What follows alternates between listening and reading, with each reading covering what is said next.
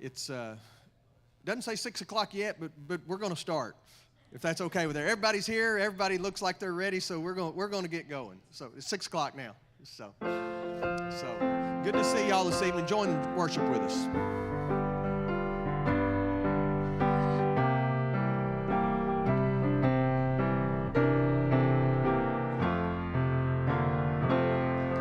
I'm so glad I'm a part of the family of God. I've been washed in the fountain, cleansed by His blood, joined heirs with Jesus as we travel this sod. For I'm part of the family of God. I'm so glad I'm a part of the family of God. I've been washed in the fountain, cleansed by His blood, joined heirs with Jesus as we travel this sod. For I'm part of the family of God.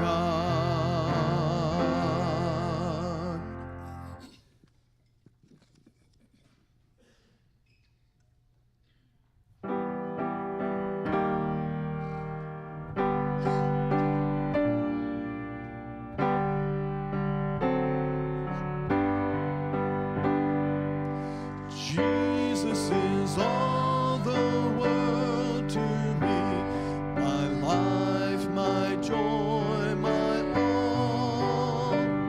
He is my strength from day to day. Without Him I would fall. When I am sad, to Him I go. No other one can cheer me so. When I am sad, He makes me glad. He's my friend.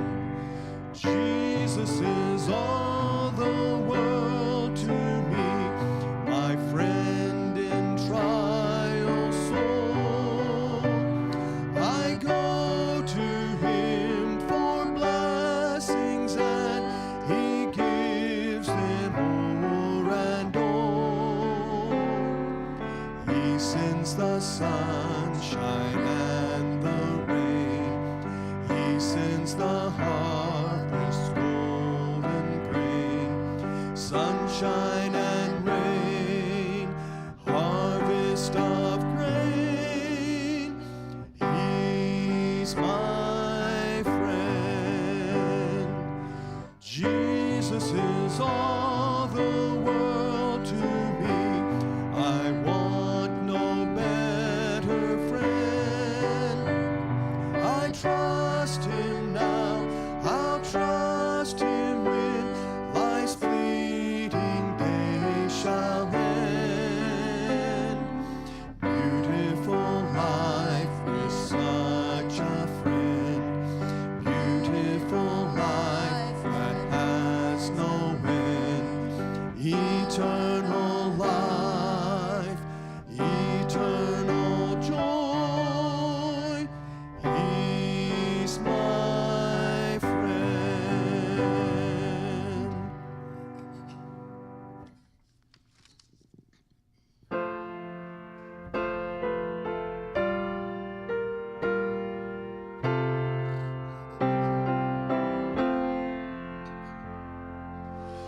Take time to be holy. Speak off with thy Lord. Abide in Him always, and feed on His word. Make friends with God's children. Help those who are weak, forgetting in nothing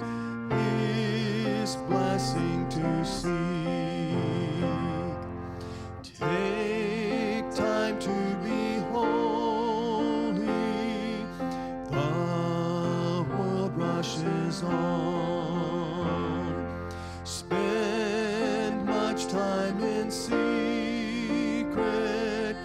with Jesus alone. By looking to Jesus, like him thou shalt be. Thy friends in thy conduct his likeness shall see. Take time to be holy, be calm in thy soul. Each thought and each motive beneath his control, thus led by his Spirit to fountains of love, thou soon shalt be fitted for service above. Be seated, please.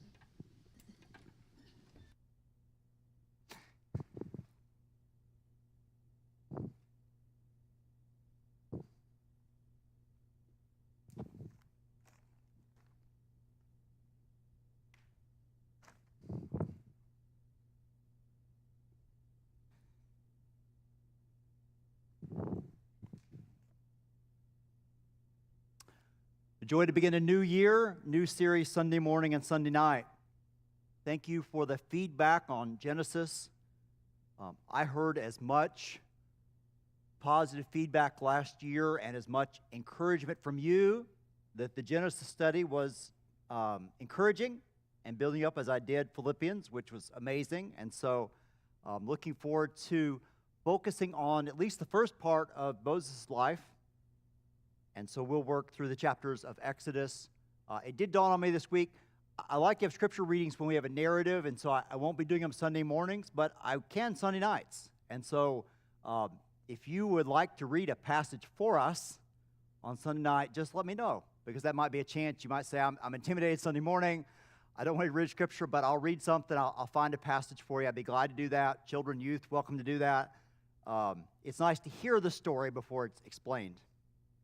And as I did several times in Genesis, it's always helpful to go back and connect with what God has done and look forward. And so we will be looking forward to Jesus and all of these stories, but also connecting back to Genesis, because the amazing thing in the Bible is you can kind of get a trajectory. If you know what God has done, then you can kind of look at your life and say, there's a similar pattern. I think I've shared this, that when I went to be a school administrator in Massachusetts, I have never been more ill-prepared for a position. The whole hiring process, I kept saying to them, PhD is philosophy. And they'd say, you'll do great. And I'd say, I'm a high school teacher. And they would say, you'll do great with the preschool. By faith, we believe you can do it. And I said to Christy, our definitions of faith are a little different. But I would say that the greatest experience of being an administrator was learning to be a mediator between staff and between students and between parents. And Moses is a supreme mediator. He's such a great story for us. He stands so many times between God and his people because God plans that. And in that, he points to Jesus so many times. So 3 P's from Genesis, the promises. God commits himself to do what he says. Our God's free. He's not bound by anything. He didn't have to create the world. He didn't have to redeem Adam and Eve. He's free, but when he says it, he'll do it. And so from Genesis to Revelation, God's promises are worth remembering, what he says he will do.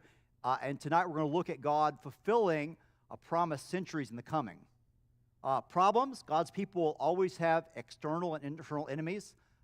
God chooses to allow his promises to be opposed. If God wanted to do so, he could just make his promises. So he makes you the promise, and everything's great, and there's no hard days. God just makes the promise, and he wipes the floor, and there's no opposition. There's no necessity that evil oppose him. God God could do it that way. People could say, I want to become a Christian because as soon as you become a Christian, everything gets easy. It was more laughter than I thought. Okay. Right? I just want to sign up with those people because they live gilded lives and it's like they're on their way to heaven. But believers suffer too. And so as we see that God's promises get problems in the way, it can bring us actually some comfort, not in a morbid sense like I'm glad Moses is suffering, but some sympathy and some feeling that we could be right in the middle of God's will and run into problems. It doesn't threaten the promises of God. And then patterns. God overcomes all problems for his glory. God so arranges the way he works in the world to show us how amazing he is. He's the ultimate author of our stories. And he does it in a way that he gets the glory and we get the joy, even though the story can seem quite complicated. And just a reminder, I didn't summarize this for you in Genesis, but in Genesis you have 3 miraculous sons born to barren women. We think of Sarah, but you have Rachel and Rahab. In every generation, God's going to bring the Messiah. He's going to bring deliverance. And in every generation, God chooses to have to bring forth a miracle son in preparation for the miracle Christ child. And then the family feuding, advance God's purposes. Many of you have started over in Bible reading plans, and you are finding again that Genesis is one of the most difficult books to read. It's really hard sometimes to not sit down a chapter and say, oh my. I didn't need to be reminded of that story. It's families and feuding and deaths. Christy and I ate dinner with a couple in Louisville one time with girls, wonderful girls raising their kids. And after dinner, they asked to be excused, and they all ran upstairs in this big hurry. And I said, can I just ask what they're doing? And they said, well, they're reading Genesis. And I said, so what's the trick? And they said, oh, it's age graded, certain chapters at certain ages. And the 12-year-old is so excited to read chapters that her sisters can't read. And I thought, what a cool trick. So the 5-year-old's like, oh, it's a banned chapter. I can't read that one. As their kids could handle the messiness of Genesis, they could read them. So I want to look at the story of Exodus not from a different perspective, but maybe an unusual one. There's a passage that sets this in context for us. And so we're going to turn back to Genesis chapter 15. And if this story is not familiar to you, it's because we all do it. So many times in chapters of the Bible, the chapter begins with a big story. It begins with something spectacular. I'm as guilty of this as anyone. And we read that, and then there's the rest of the stuff in the chapter. So like I was reading recently where Peter resurrects 2 people. He heals a lame man and resurrects Tabitha at the end of Acts chapter 9, but we don't know the story because at the beginning of Acts chapter 9, Paul gets saved. In the same way, Genesis chapter 15 is so beautiful. God takes Abraham outside and stars in the sky and sands by the seashore and this very unusual prophecy. Let me read from verses 12 through 19, and it's okay if when I read it, you kind of picture in your mind kind of the darkness of a horror story. As the sun was going down, a deep sleep fell on Abram, and behold, dreadful and great darkness fell upon him. And the Lord said to Abram, know for certain that your offspring will be sojourners in a land that is not theirs, and will be servants there, and they will be afflicted for 400 years. But I will bring judgment on that nation that they serve, and afterward they shall come out with great possessions. As for you, you shall go to your fathers in peace, and you shall be buried in a good old age. And they shall come back here in the 4th generation, for the iniquity of the Amorites is not yet complete. That's pretty dark, and then you get this ritual. When the sun had gone down, it was dark. Behold, a smoking fire pot and a flashing torch passed between those pieces. On that day, the Lord made a covenant with Abraham, saying, to your offspring I give this land, from the river of Egypt to the great river, the river Euphrates. the land of the Canaanites and the Kenizzites, and on and on. What's interesting here is so many things. So God says, many, many years ahead, about 360 years ahead, your people are going to live off the promised land. The story of Abraham is you're going to get the land, you're going to have this massive nation, kings, and by the way, I'm going to take a 4-century detour. And they're not going to be here. Your people are not going to be in the promised land for 4 centuries. That's astonishing, right? That would be disturbing to Abraham anyway. I will give you the land, but you won't possess it. And they won't possess it for a long time. It gets worse. There's going to be slavery. I'm going to take your people who are going to bless the whole world, on whom I've set my name, and I love you, and I'm going to take your descendants, and they're going to be afflicted slaves for 400 years. But don't worry, I'll set them free. So when you and I read Exodus, and it seems like things are out of control, and it seems like God is fighting to bring his people out, and there's this, we do this Hollywood kind of the battle between, Moses and Pharaoh and good and evil, and it's kind of, the force and the dark side. It's not really that way. God set this up in advance. In fact, God has said it has to happen this way. And this is sealed, many scholars believe, with a curse. If you want a really big word this week, you could do a self-maledictory curse. God says, may it happen to me what happens to these animals if it doesn't happen. This is the way they would seal a covenant. God says, may the harm fall on me. At verse 10, and he brought all these out and cut them in half and laid each half over against the other. And as he passes through this, God says, I am staking my own name, existence, being on this. This will happen. And so Exodus is God's promise of deliverance, but bigger than that, it's God's promise that his plan for Israel and his plan for us passes through a season of suffering. I think Exodus will be encouraging for us in that way. And then again, we notice Moses is later going to meet God in the burning bush. Here we have fire for God. But there's an even bigger pattern here as we turn back to Exodus. That inevitably people turn good into evil. I'm going to begin in verse 8.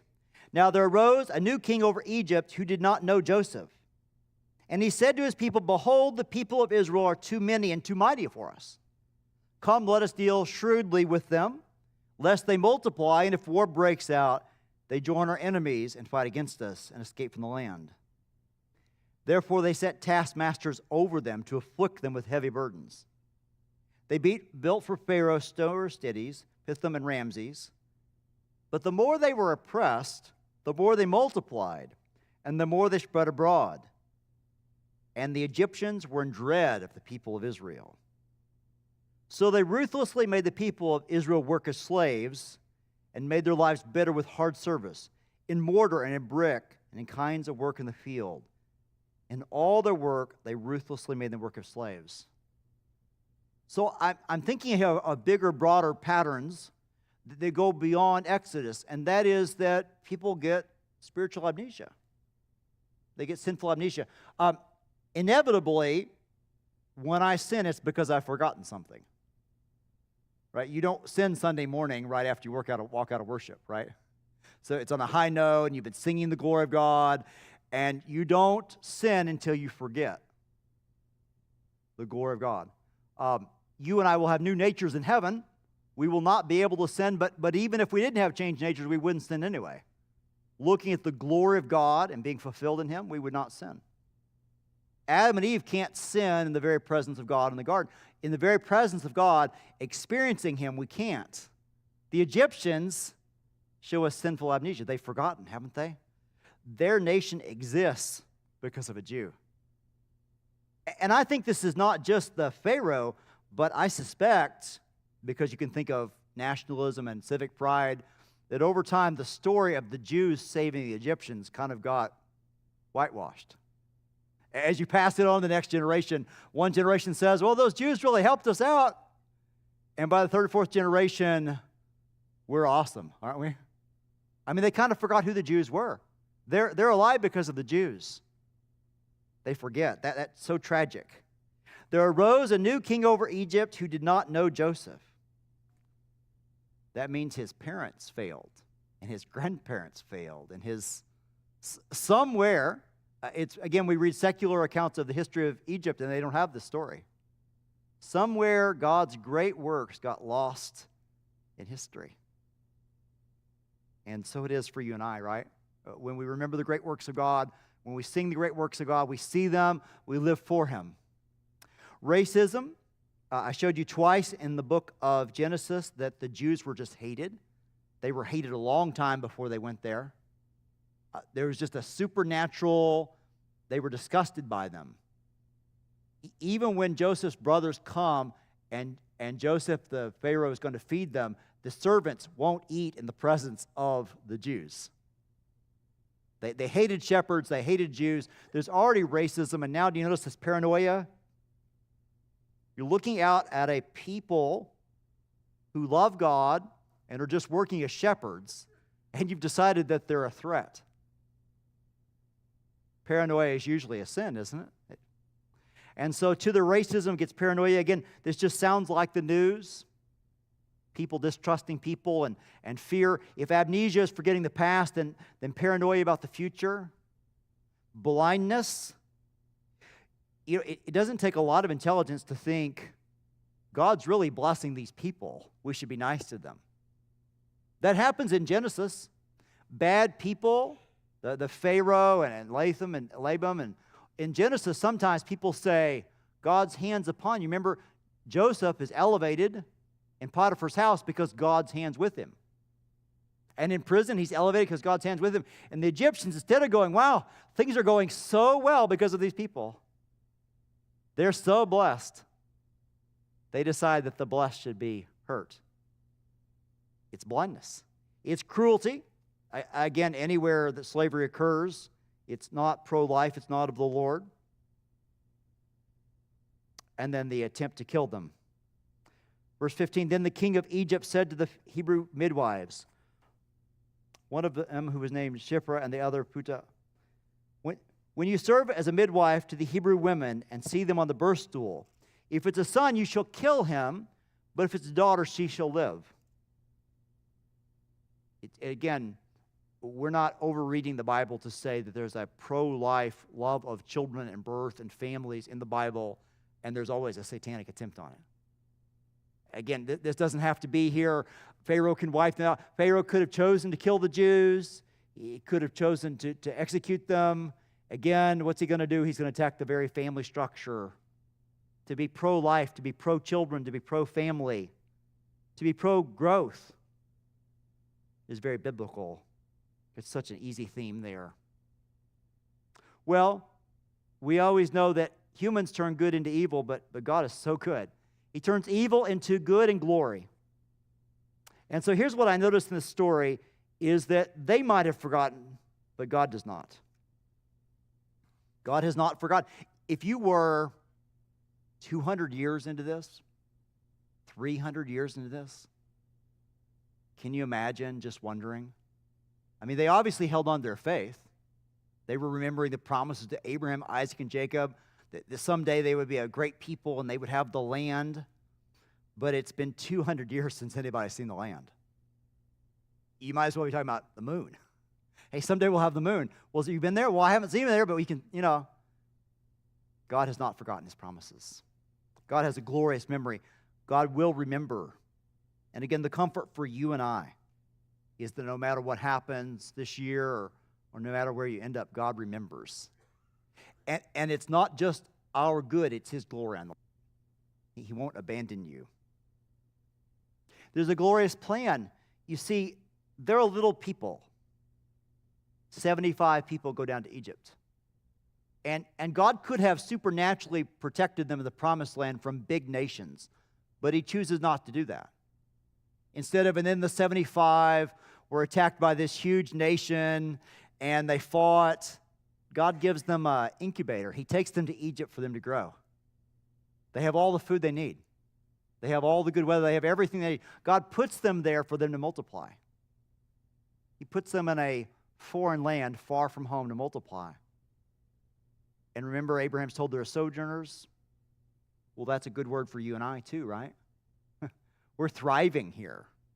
It's not easy. We're not home. This is not our home, our citizenship in heaven. But you look around and we say, oh, we're doing pretty good for a foreign land. We're not home yet. It's interesting. God's plan is for them to thrive there. And then it's interesting because many think, and I read this this week and agree with this, that God uses the suffering so they'll want to leave. What happens to the Jews if it's all easy living in Egypt? And just generation after generation, they just continue to multiply and lose their identity. Israel would have been absorbed into Egypt. And although you can't see it here, you will see it later with Moses. Over time, they're adopting bad practices. When they go out in the desert and they take the idols with them and they end up in the promised land, they're compromising. God's people are dissolving into Egypt. In the affluence and all that they're being exposed to, they're losing their identity. And God won't do that. Just like you and I are called to be salt and light and to be different and to be leaven, the same way God uses the suffering to prepare to yank them out of there. If God leaves them there, that's the end of the story. God made these great promises to Abraham. I'll bless the world with you. Your people went to Egypt. End of the story. It can't end with Genesis. And so God uses suffering here to prepare them to leave. And again, sometimes God does that in our lives, right? I think someday we might say to God in heaven, thank you that I wasn't too comfortable. Thank you that it wasn't too easy. Thank you that you shook me to my very foundations sometimes. Because you and I need that for faithfulness. He prepares them to leave. Glorious feet. Did you notice the link here? This is so interesting. Verse 12. But the more they oppressed them, the more they were multiplied. God says the more you try to wipe them out and to oppress them, the stronger they get. I just have to tell you, the Egyptians must have thought they were like pests, right? You go and you scatter the ants and you end up with more anthills. I mean, I'm reminded in early American history that lobstermen on the East Coast, they would take the starfish and they cut them in half and throw them back. And it's centuries later we discover they're multiplying, right? You don't cut starfish in half. The more you try to push people down, God's people, the more they multiply. There's a direct link there. The more they oppressed them, the more they multiplied.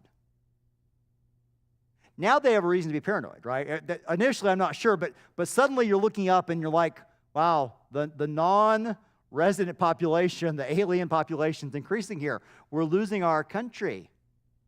They're growing like weeds. And then we won't read here, but we'll read a little bit later. God intends for them to, at the Passover, at the Feast of Unleavened Bread, we read later in Deuteronomy that they tell the story to their children. God intends for them to retell the story. They take the bitter herbs and the bitter meal, and they tell them the bitter Israel history. And so the point is that your national identity, children, and who you are depends upon this dark season of life that God brought us out of. At the very heart of their identity was their redemption story. And you and I do it every time we take the Lord's Supper, and we do it every time that we remember our redemption. God turns it to, well, a wise preacher would stop there, but I need to deal with the liars here, okay? So, you're a good-natured group on Sunday night, so no matter what I say about lying, somebody's going to disagree, which is fine. So, because they lie. Verse 15, but the midwives feared God and did not do as the king of Egypt commanded them, and let the male children live. So the king of Egypt called the midwives and said to them, what have you done? And let the male children live. The midwives said to Pharaoh, because the Hebrew women are not like the Egyptian women, for they are vigorous and give birth before the midwives come to them. So God dealt well with the midwives, and the people multiplied and grew very strong. And because the midwives feared God, he gave them families. Then Pharaoh commanded all his people, every son that is born to the Hebrews you shall cast into the Nile, but you shall let every daughter live. Now, I love to say this. We're in a small issue. We did the Nephilim in Genesis chapter 6, and some of you are still arguing in your families over who the Nephilim are. You may not agree with this. We may not actually know. But it's interesting to raise the question whether their lying was right or not. I mean, this is an interesting story. This is where you say to your kid, you can't read it till you're 14, right? Or 16, right? Mom, I lied to you just like... It's interesting. Well, let's do the positives first. The story, they're commended because they feared God. That's really quite amazing. Okay, Pharaoh has told you to kill the children. He's obviously a murderer. And you're a Hebrew midwife, and you have no standing. There's no legal protection here. There's no political representation. To not do what Pharaoh says is just a death penalty. And he's going to figure it out, right? It's not like you could hide this. Either the babies live or they don't. And so they're commended for fearing God.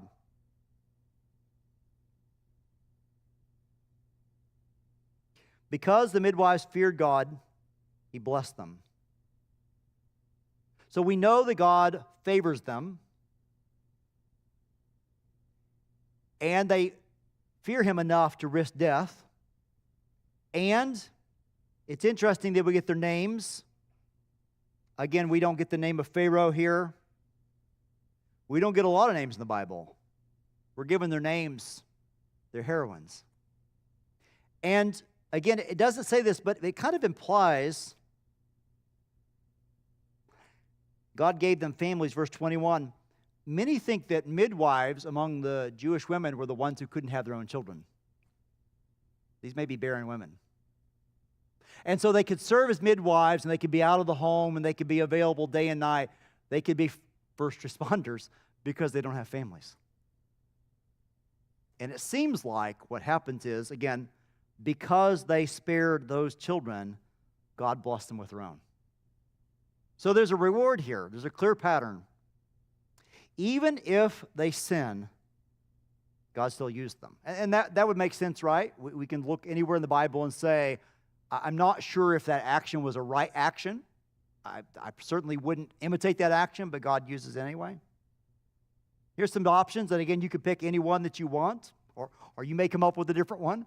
This could be civil disobedience. You could say, well, this is as clear as you obey God or you obey human beings. And some have argued that way. We must fear God rather than men. That's what the apostles say in Acts chapter 5, verse 29. So you could say, when put to the test, this is permitted. This is not a sin. I don't lean that way because what the apostles do is the apostles say it out loud. The apostles don't say to the religious leaders, okay. They don't slip away and avoid the punishment. When God's people take a stand, they take it openly. But that's possible. It's also possible that they're mocking Pharaoh here. Do you notice what they say to him? This is really bold. The Hebrew women are strong ones. O mighty Pharaoh of the Egyptians who think you're awesome. Our women here in Egypt are weaklings, and the Hebrew women are strong. It's not our fault. That might have really made him angry. Maybe it was fearful self-preservation. Maybe they should have been willing to die for their faith. You think of Daniel, who was willing to pray and risk his life. You think of others in the Bible who stood by their faith and died. I don't know. It could have been a fearful shortcut. It might have been that God would have spared them anyway. You and I just don't know. And again, I'm certainly not condemning these women, but just giving you some options here. I really honestly don't know what to do with their lives, but God uses it. And then it's possible, this is probably where I land, of if I had to pick a spot, is messy morality. Sometimes, and you and I experience it, sometimes things are so sinful and so messed up in this world that although I think there's always a right path, sometimes it's awfully hard to find a good one. You say, well, between the bad option and the worst option, right? Have you ever been in that situation? Again, that's what I ran into as an administrator some days. I'd be like, between the really bad option and the horrible option, it must be God's will to pick the bad option.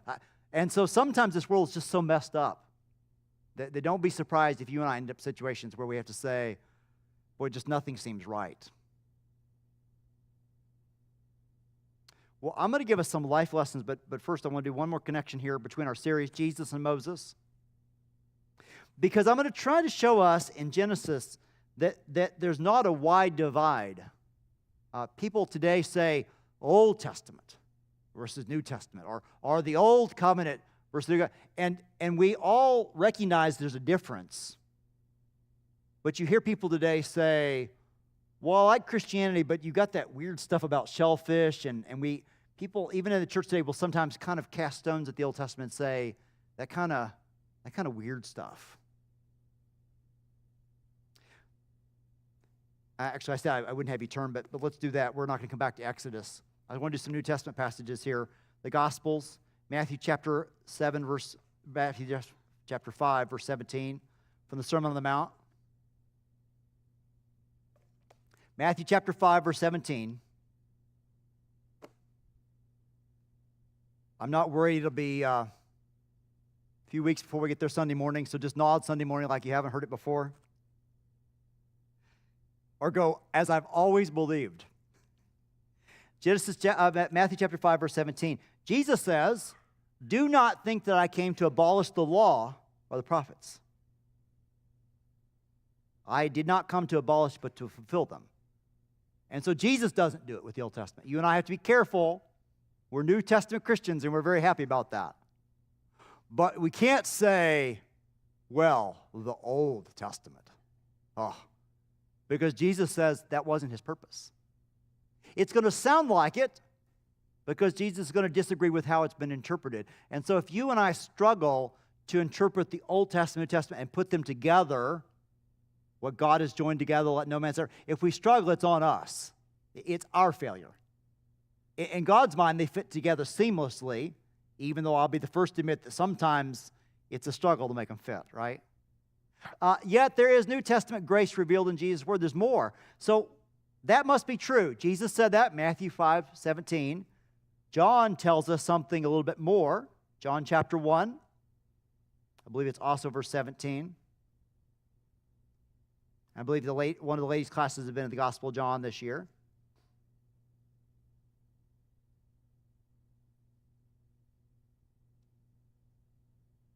John chapter 1, verse 17. This is John's comment. For the law was given through Moses. Grace and truth were realized through Jesus Christ. And so you and I can say both. We can say the Old and New Testament must agree. They must be by the same God. They must fit. And yet there's an emphasis on grace and truth in Jesus. There is a sense. It's okay to say, the sacrificial system, whoa, it's kind of burdensome. It's okay to see it that way as long as we know it fits. And so as we do Exodus and Moses, I'm going to try to show you how they fit together and how they're a little different. And then I find, again, that Moses and Aaron as mediators prepare us for Jesus as mediator.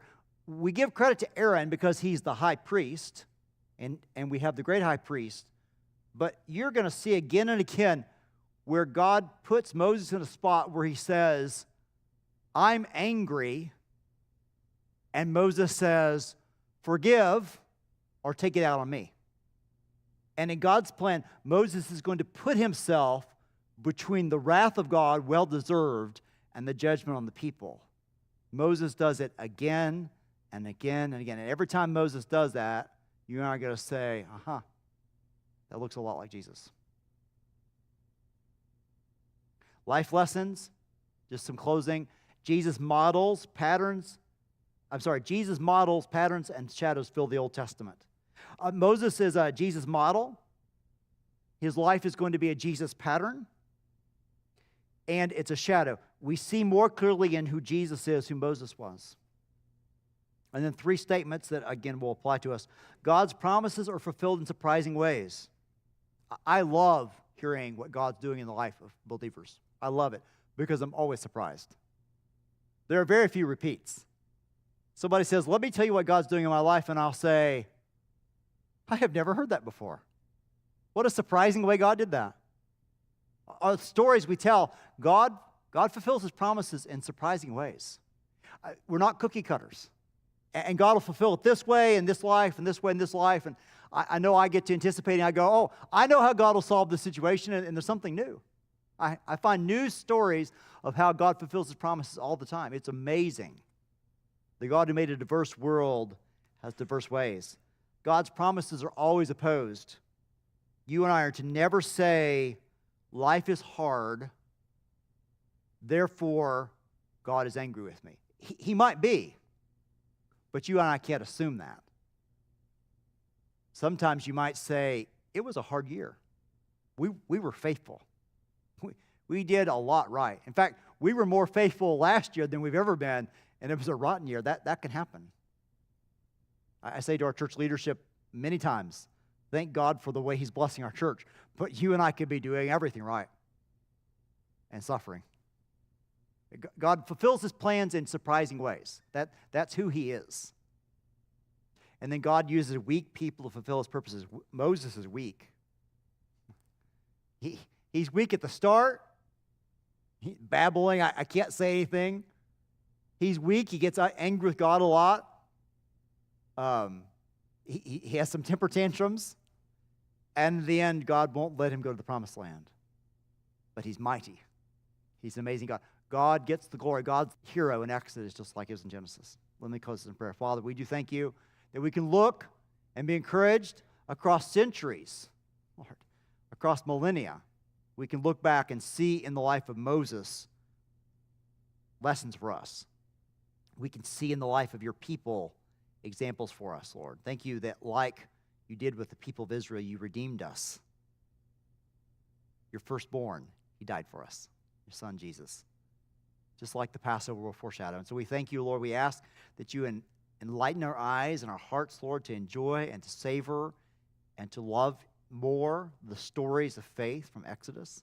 Again, thank You for our commitment to be together twice in Your house tonight. Thank You for these things in Jesus' name. Amen.